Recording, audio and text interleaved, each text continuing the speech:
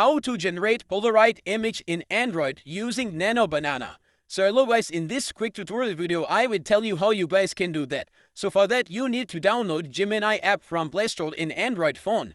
Once you download it, simply open Gemini app. Here you guys can see on top I selected 2.5 flash, so you need to make sure that you selected as well that.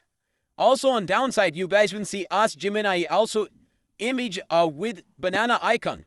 So far Polaroid image, you need to select image with banana icon. After that you guys need to click on that plus icon. Here you guys select gallery. Now upload the two pics that you want to generate Polaroid from. After that click on done. Now here you guys will write prompt. I will show the prompt text on screen so you guys can copy it and paste it. So I will write prompt. So once you guys write it the prompt, after that click on go option, that arrow.